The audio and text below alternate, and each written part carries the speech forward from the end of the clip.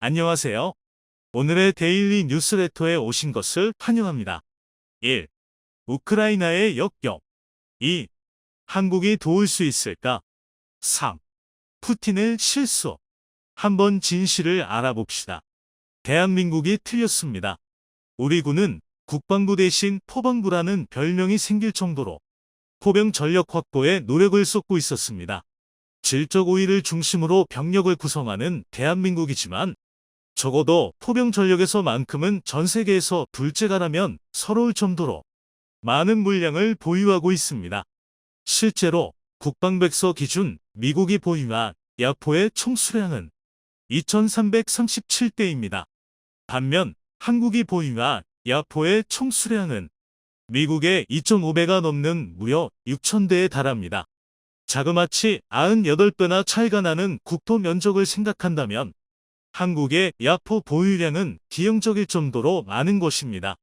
이는 마치 콩나물 시루처럼 전 국토에 포병 전력이 빽빽하게 들어서 있는 것이나 마찬가지인데요. 이런 압도적인 물량 차이는 비단 미국뿐만이 아닙니다. 심지어 물량 공세가 기본 전략인 중국도 기껏해야 4,642댐에 불과한데요.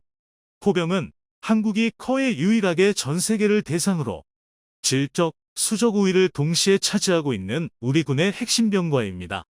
이처럼 다른 나라들은 감히 범접할 엄두조차 낼 수 없는 대한민국의 막대한 포병 전력은 그 존재 자체만으로도 훌륭한 지역 고부 전략입니다. 쉽게 말해 원거리에서 특정 지역을 초토화할 수 있는 화력인데요. 호시탐탐 남침을 노리는 중국 북부 정부의 20만 대군이든 북한이 주장하는 110만 대군이든 휴전선을 넘는 순간 하늘을 뒤덮을듯 쏟아지는 무자비한 우리의 포격 화망을 뚫어야만 할 것입니다. 이처럼 우리에게 포병 전력은 최강의 방패이자 동시에 가장 날카로운 창입니다. 그런데 최근 이 모든 상황이 뒤집히고 있습니다. 우크라이나 전쟁을 통해 포격 전술의 패러다임이 뒤바뀌고 있는 것입니다. 우리 군과 마찬가지로 대규모 포격 화망을 추구하는 러시아군이 수백 발의 포탄을 퍼부어야 받으시 작은 전과 하나를 올리는 반면 우크라이나군은 매 순간 한 발 한 발의 포격이 괴멸적인 전과를 올리고 있습니다.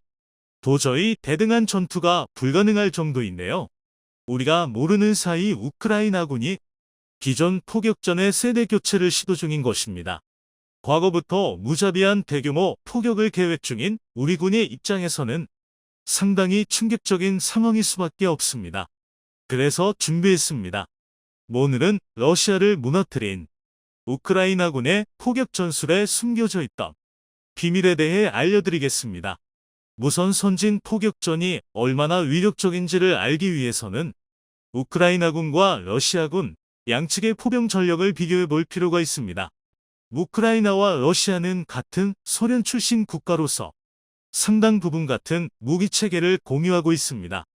가장 단적인 예로 2S-19 무스타 S가 있습니다.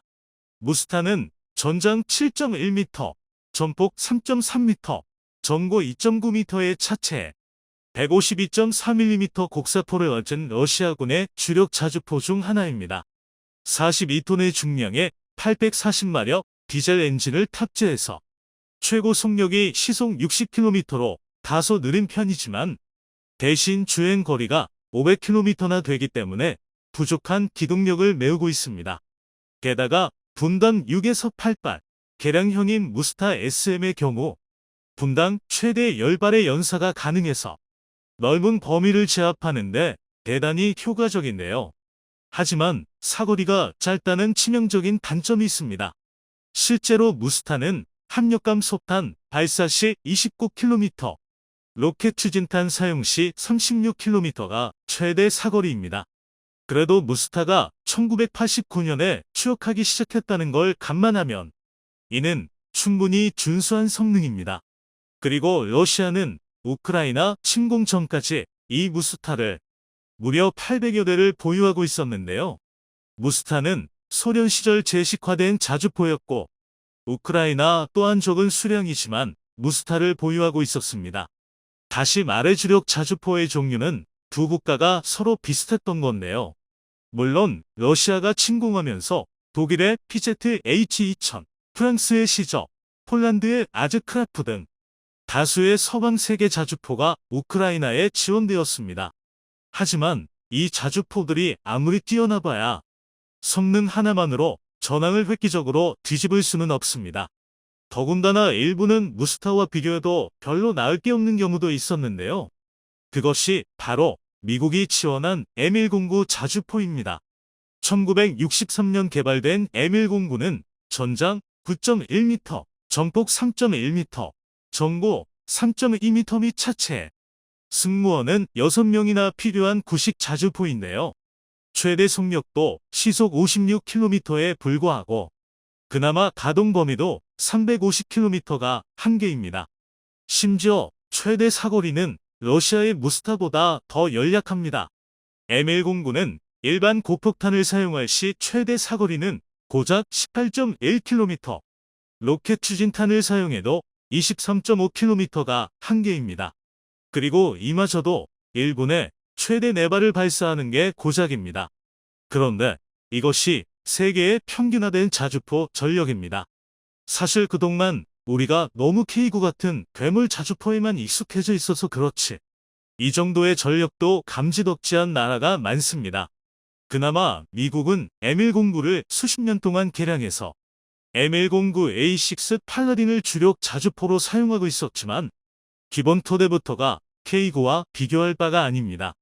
그리고 이는 우크라이나의 포병 전력이 러시아군보다 절대적인 우위를 선점하고 있는 게 아니라는 확실한 증거입니다. 실제로 우리 군에서 추정한 러시아의 자주포 보유량은 치장 물자까지 모두 합쳐 무려 5,870댐에 달하는 반면 우크라이나는 아무리 잘 쳐줘봐야 러시아의 18에 불과한 720여 대가 고작이었습니다. 심지어 여기에 견인호와 박격포, 포병 전력의 일부분인 다면장 로켓까지 합치면 두 나라의 전력 차이는 프로복서와 갓난마기와 다를 게 없을 정도입니다. 그도 그럴 게 러시아는 전 세계에서 유일하게 대한민국보다 많은 물량의 포병 전력을 보유한 나라이며 단순히 눈에 보이는 전력만으로만 비교했을 때 이론상으로는 죽었다 깨어나도 우크라이나가 승리하는 게 불가능합니다. 이 때문에 전쟁 초기 대부분의 군 전문가가 러시아의 빠른 승리를 예견했던 것이고 모두 러시아군의 처참한 패배에 아연실색할 수밖에 없었습니다. 그렇다면 현재 우크라이나군은 어떻게 이런 말도 안 되는 전력 차이에도 불구하고 포격전에서부터 러시아를 상대로 승리를 거두고 있는 것일까요? 정답은 선진화된 포병 전술 교리에 있습니다. 러시아군의 포병 교리는 대규모 화망 사격에 뿌리를 두고 있습니다. 여기서 화망이란 일반적으로 생각하는 대공 화망이 아니라 그물처럼 짜인 화기의 사격 범위를 말하는데요. 제2차 세계대전 소련군 시절부터 이어져 내려온 러시아의 포병 교리는 정밀도가 떨어지더라도 대규모 화망으로 대단위 면적 제압의 목적을 두고 있습니다. 이런 포격 방식은 중심이 짧고 표적도 한정되어 있는 경우에는 효과적이지만 문제는 대충 헤르손 시 전역을 쑥대마트로 만들어라라는 식으로 포탄을 쏘아붙이다 보니 참호, 엄폐물 등의 숨은 우크라이나군을 제압할 수 없던 것입니다. 이런 부정확한 포격은 막대한 포탄의 솜으로 이어지고 결국 지금에 와서는 포탄이 없어 야포를 놀려야 하는 참혹한 지경까지 이르렀는데요. 사실 러시아군이 유독 대규모 화망 구축에 집착하기는 했지만 포격의 개념 자체는 좀 표적이 아니라 면표적을 놓였기 때문에 그리 틀린 것도 아닙니다. 포격이라는 특성상 최소 10에서 20km 밖에서 포탄을 날리다 보니 특정 목표물이 있는 장소를 타격하는 게 일반적 포격 전술입니다. 이를테면 적군의 집결지나 보급로, 적 포병 진지, 지휘소 등을 타격하는 건데요. 그렇다면 우리가 생각한 포병 교리와 큰 차이가 없는데 왜 러시아군은 무너진 것일까요? 그 원인은 통신체계의 확립 부족입니다. 지금의 러시아 일선 포병 부대에는 감시 정찰 자산을 유기적으로 연결할 통신 장비가 절대적으로 부족했습니다. 쉽게 말해 레이더, 무인기 같은 탐지 장비로 적의 위치를 특정하고 해당 지역에 포격을 날려야 하는데 이 정보를 효과적으로 전달할 방법이 없으니 정밀한 포격을 날릴 수 없던 것입니다. 게다가 전장관리 체계, 전투지휘 체계 등이 부족해서 막상 포격을 가하더라도 우크라이나군이 재빨리 해당 장소를 이탈해버리면 실시간 추적에 심각한 어려움을 겪고 있는 러시아군이 이를 제대로 알아채지도 못했습니다. 반면 우크라이나군은 아주 기발한 방법을 사용해서 족집게 정밀 포격을 가하고 있는데요. 이 초전밀 포격의 비밀이 바로 드론입니다. 우크라이나군은 드론을 활용해서 탐지, 획득, 추적, 평가, 타격이라는 통상적인 포격 절차를 획기적으로 단축했습니다. 이를 우리 군의 예를 들어 설명하면 통상의 포격 절차는 관측자가 포병대대 사격지휘소, 즉 대대 FDC에 포격을 요청하면 대대 FDC는 목표 지점 근방에 포대 FDC에 포격 준비 명령을 하달합니다. 이후 포대 FDC는 타격을 위한 사격 재원을 산출하고 이를 포대에 전달하는데요. 그러면 포대는 그제야 정해진 좌표로 포격을 가할 수 있습니다. 대략적인 설명만 들어도 굉장히 복잡한 여러 단계를 거쳐야 한다는 걸 알 수 있는데요. 하지만 원거리 포격으로 눈에 보이지 않는 목표물을 타격하기 위해서 반드시 거쳐야 하는 단계입니다. 그렇지 않다면 최악의 경우 아군을 포격하는 초유의 사태가 벌어질 수도 있습니다. 그런데 우크라이나군은 드론을 활용해 관측자, 대대 FDC 단계를 파격적으로 생략했습니다. 즉, 일선에 포대 FDC에서 드론으로 직접 목표 지역을 확인하고 포격 재원을 산출 전달, 포대는 이를 바탕으로 곧바로 포격을 가하는 건데요. 이 실시간 관측 포격 덕분에 우크라이나군은 빠르고 정확한 포격을 가하고 있습니다. 심지어 정확도 측면에서는 면표적이 아니라 전표적을 노릴 수 있을 정도로 비약적인 상승이 이루어졌는데요. 과거 눈에 보이지 않는 목표물을 타격하는 간접 사격의 일종이던 포격이 현대의 전장에서는 눈으로 목표물을 직접 보고 타격하는 직접 사격으로 변화하고 있는 것입니다. 또한 드론을 통해 명중 여부, 피해 여부를 즉시 확인할 수 있다 보니 기존의 방법보다 훨씬 빠른 수점도 가능합니다. 그리고 이 덕에 우크라이나군은 소량의 포탄으로도 러시아군에게 괴멸적인 타격을 입히는 게 가능했던 것입니다. 심지어 우크라이나군은 전쟁 이전부터 드론 부대를 운용하고 있었고 서방에서도 대규모로 관측 드론을 지원받는 등 드론 전력에서만큼은 러시아를 압도하고 있는데요. 반면 러시아군은 제공권 장악에 실패하면서 러시아 드론은 보이는 족족 우크라이나군에게 격추당하고 있습니다. 이러니 정보력에서부터 크게 참이 날 수밖에 없었습니다. 즉, 포병 사격술에서부터 막대한 차이가 발생하게 되고 러시아군의 포병이 우크라이나군 앞에서 매번 연전연패할 수밖에 없는 것입니다. 현대의 전쟁은 드론 전쟁이라는 말이 결코 헛된 말이 아닙니다. 이는 대한민국 입장에서도 상당히 눈여겨봐야 할 사안입니다. 우리 군에서는 K-77 사격지 장갑 참에 탑재된 포병 사격지 체계인 BTCS를 통해 자동으로 포격 재원을 산출하고 신속한 포격 임무 수행을 기본으로 삼고 있습니다. 또 여기서 더 나아가 K9 자주포에는 이미 BTCS가 탑재되어 있기 때문에 혼자서도 포격 재원 산출이 가능합니다. 즉, 극단적으로 말하면 K9와 드론을 융합하면 포대 FDC 단계마저 생략하고 일선의 K9 포대에서 직접 포격 재원 산출부터 타격이 가능하다는 뜻입니다. 이렇게 되면 현재의 대한민국 포병은 지금의 우크라이나군과는 비교할 수도 없이 빠르고 정밀한 포격이 가능해집니다. 그러니까 우리 군이 마음만 먹으면 전쟁의 혁신을 일으킨 우크라이나군보다 더 강력하고 신속한 세계 최강의 포병 전력을 구축할 수 있습니다. 물론 새로운 포격전을 시행하기 위해서는 새롭게 개편된 훈련부터 포병 운명 체계까지 모든 걸 바꿔야 합니다. 이는 물론 절대 쉬운 선택이 아닌데요. 하지만 가장 실전적이고 현대적인 포격전을 우크라이나가 증명했듯이 이제는 구식화된 포병교리가 아니라 새로운 미래 전장에 맞는 선진 포병교리로 바뀌어야 할 때입니다. 최근 우크라이나 전장에서 러시아군의 새로운 미사일 발사 기술이 포착되어 화제가 되고 있습니다. 다름 아닌 발사된 미사일이 공중에서 유턴해 발사대로 돌아오는 러시아군의 부메랑 미사일인데요. 지난 6월 러시아군이 발사한 미사일이 오작동을 일으켜 그대로 유턴하며 돌아오는 참사가 벌어졌었습니다. 이와 비슷한 일이 이번에는 러시아 한복판에서 벌어졌습니다.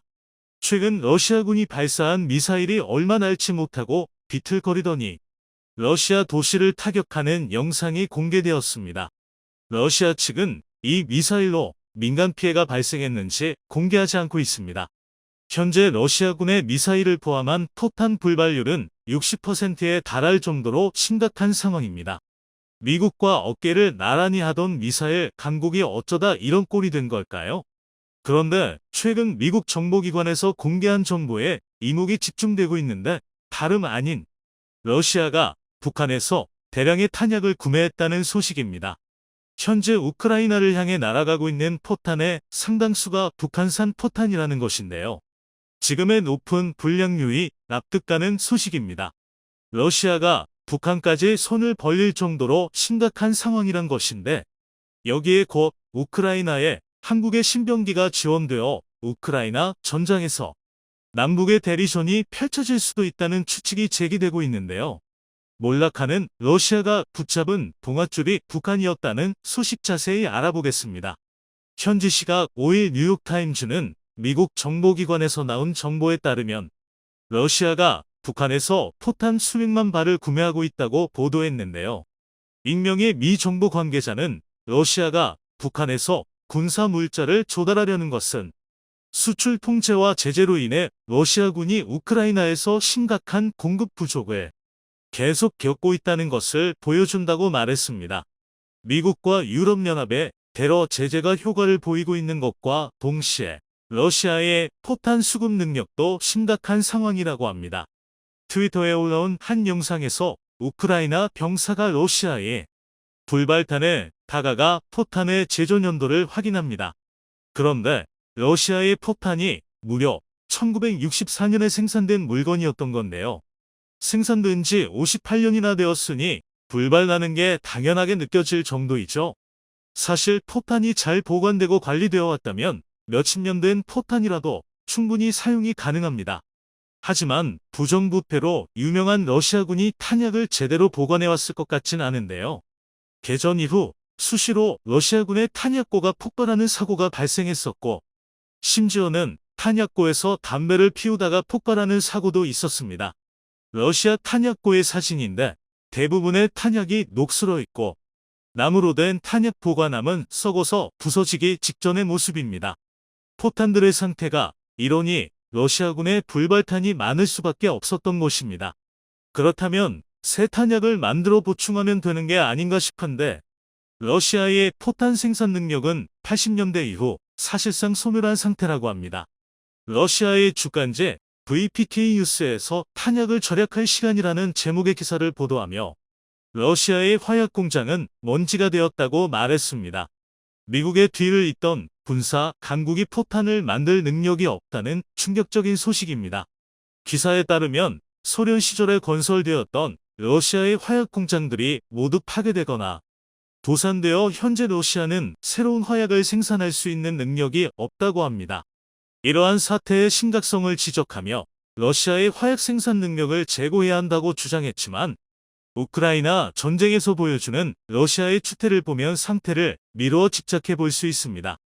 정부 관계자는 앞으로도 러시아가 추가적인 북한 장비를 구매할 가능성이 높다고 말했습니다. 하지만 북한에서 구입한 무기들이 러시아에 얼마나 도움이 될지는 북한의 실태를 잘 알고 있는 우리로선 의문이 들 수밖에 없습니다. 군사 전문가들은 북한에서 생산하는 152mm 포탄이나 카투사식 다연장 로켓에는 첨단 기술이 전혀 없다고 보고 있습니다. 또한 북한 포탄 제조 공정에서 얼마만큼 불량률을 잡아낼 수 있는지도 의심스럽고 보관 상태도 러시아군의 탄약보다 심각하면 심각했지 좋지 못한 것으로 파악하고 있어 현재 러시아군의 추태에는 이러한 북한산 불량탄들이 항복하고 있을 것이라 보고 있습니다. 과거 북한의 군수물자의 질을 확인시켜준 사건이 있었는데요. 2010년 연평도 포격전 당시 북한군은 해안포와 다연장 로켓, 방사포를 동원해 연평도에 배치되어 있는 해병대의 K9 자주포 진지를 향해 기습포격을 가해왔었습니다. 그런데 북한이 쓴 200발의 포탄 중 절반은 섬에 도달하지도 못하고 바다에 떨어졌고 나머지도 오차가 매우 심각했을 뿐만 아니라 그중 30% 이상의 포탄이 불발탄이었습니다. 그렇기에 기습적으로 200발이나 되는 포격을 맞았음에도 당시 전개되어 있던 5대의 K9 중 2대만이 작동불능 상태가 됐었습니다. 반면 우리 군의 K9은 단 80발만으로 적의 포격 진지를 타격하여 무력화시키는 데 성공했었죠. 당시 포격 도발을 감행한 북한의 4군단은 항시 서울을 노리고 있는 북한군 중에서도 최정예 포병 전력임에도 이 같은 실태를 보여주어 북한군의 군수 물자들이 상상 이상으로 관리되지 않고 있다는 사실이 드러났습니다. 이런 북한군의 포탄을 러시아에서 가져다 쓰겠다는 소리에 이를 뻔히 알고 있는 군 전문가들은 러시아가 갈 때까지 가버렸다는 반응을 보여주고 있습니다. 우크라이나 국방부에서는 러시아가 북한에서 무기를 구매했다는 소식에 러시아의 무기, 정치, 생활 수준이 북한의 수준까지 떨어졌다고 통렬한 일침을 날리기도 했습니다. 이를 본 또 다른 네티즌은 포로로 잡힌 러시아군이 아주 오래된 구형 장비를 착용하고 있는 사진을 올리며 러시아군은 1943년에서 미래로 순간이동 해온 거냐고 비꼬기도 했습니다. 위 커뮤니티 레딧에서는 러시아가 북한의 포탄을 사러 갔다는 소식에 아주 우스워하며 러시아를 비웃고 있는데요. 대학 신입생이 중학생한테 대마초 사러 가는 것 같다. 근데 사온 게 오레가노야. 고등학교 불량배가 학습장에 있는 애한테 자기 숙제를 시키는 것 같아. 이게 그 발전소에서 말하던 180도 유턴하는 포탄들인 게 분명해. 코리안 프록시 한 레딧 유저는 러시아에 맞서는 폴란드에는 남한이 무기를 팔고 러시아에는 북한이 무기를 판다며 이 전쟁을 한국의 대리전쟁이라고 명명해 호응을 받기도 했습니다. 러시아의 북한 무기 구매를 두고 우스갯소리가 오갈 만큼 어처구니가 없는 상황인데 한국이 우크라이나에 신무기를 팔 수도 있다는 소식이 들려오며 정말로 남북 간의 대리전이 펼쳐질 수도 있게 됐는데요. 현재 한국은 우크라이나를 지지하며 러시아를 제재하는 데 동참하고 있으나 우크라이나에 인도적인 물자 지원만 보낼 뿐 직접적인 살상 무기는 지원하지 않고 있습니다. 그런데 최근 한국에서 개발에 성공한 새로운 무기 체제를 우크라이나에서 원하고 있는데 이건 살상 무기라고 보기 어려워 우크라이나로 지원 보내질 가능성이 충분한데요. 우크라이나가 원하는 한국의 무기는 한국형 아이언돔 램드입니다. 개발이 거의 완성 단계에 이르러 2차례의 시험 발사까지 성공해 양산을 앞두고 있는 한국의 새로운 방어 체계인데요. 살상 무기가 아닌 오로지 방어만을 위한 무기이기 때문에 우크라이나에 지원 보낼 수 있다는 주장이 제기되고 있습니다. 한국형 장사정포 요격체계 램드는 낮은 고도로 날아오는 북한의 장사정포에 대항하기 위한 단거리 탄도요격 체계로 개발되었습니다. 램드 요격 시스템은 발사대와 레이더, 교전 통제소로 구성되어 있는데 처음부터 북한의 장사정포 방어용으로 개발되어 레이더의 동시 추적 성능이 이스라엘의 아이언돔보다 훨씬 뛰어나 동시에 수백 발이 발사되는 북한의 장사정포를 요격하는 데 최적화되어 있습니다. 또한 램드 요격탄은 아이언돔 요격탄의 귀날개 구조 대신 동체에 2단의 스트레이크를 붙이는 구조로 설계되었는데 이러한 설계를 통해 요격 시점에서 요구하는 기동 가속도를 만족시킬 수 있었습니다. 현재 러시아에서 대량 구매한 포탄의 대부분이 장사정포 포탄인 것으로 추정되고 있어 북한의 장사정포를 겨냥하고 만든 램드가 우크라이나 전장에 배치되게 된다면 어떤 방공 시스템들 보다 활약할 수 있을 것이라 기대받고 있습니다. 그리고 이미 우크라이나 전장에서 활약하고 있는 한국산 무기가 있는데요. 바로 K9 자주포의 배달은 형제 크라브 자주포입니다. 폴란드에서 K9의 차체를 구매해 만든 크라브 자주포는 현재 우크라이나에 18문이 지원되어 실전에서 활약하고 있습니다. 그리고 이 단 18문만으로 러시아군의 진격을 멈추게 만들어 우크라이나 군의 찬사를 받고 있는데요. 한국 K9 자주포의 폴란드 버전인 아즈 크라브. 보고에 따르면 PZH-2000보다 성능이 약간 떨어지지만 전장 스트레스 관리에는 훨씬 더 안정적이고 유지 관리가 수월하다는 평가를 받고 있습니다. 몇 주 전 우크라이나 포병대원들과 이야기를 했었는데 소련제 쓰레기 자주포를 쓰다가 트랩을 사용하는 것은 라다에서 포르쉐로 옮겨 타는 것과 같다고 했습니다. 아즈 크라브 자주포는 개발 단계에서 사실상 실패작이나 다름없었는데 K9 자주포의 차체를 달면서 기사회생한 작품인데요. K9에 비하면 성능이 훨씬 떨어진다고 평가받고 있지만 러시아군을 상대하기엔 차고 넘치는 것 같습니다. 우크라이나의 대반격이 시작되며 러시아군의 졸전이 이어지고 있는데요. 최근에는 러시아의 전투기 수-34가 저공 비행을 하다가 우크라이나 주민의 소총에 의해 격추되는 믿기 힘든 사건이 벌어지기도 했습니다. 연금생활자인 페드로비치 씨는 총기를 가진 주민들을 독려해 러시아 전투기를 향해 화망을 형성했고 저공 비행하던 러시아의 전투기를 격추하는 공을 세워 우크라이나 정부로부터 훈장을 수여받았습니다. 페드로비치 씨는 당시 격추한 러시아군 전투기의 잔해 일부를 회수의 차고에 보관하고 있다며 국가가 수여한 훈장을 자랑스럽게 내밀었습니다. 현재 우크라이나군은 헤르손을 탈환하기 위해 총공세를 펼치고 있는데 젤렌스키 대통령은 이번 헤르손 전투에서 우크라이나가 승리할 것이라고 장담했습니다. 러시아의 패색이 짙어지며 러시아의 동맹국인 중국과 북한의 미래도 불투명해지고 있어 동아시아의 긴장감이 높아지고 있습니다. 이번 우크라이나 전쟁의 결과가 어떻게 되더라도 아시아의 정세에 큰 영향을 미칠 것으로 보이는데요. 대한민국 역시 불어닥칠 전란의 시대에 대비할 만반의 준비를 갖추어야 할 것입니다.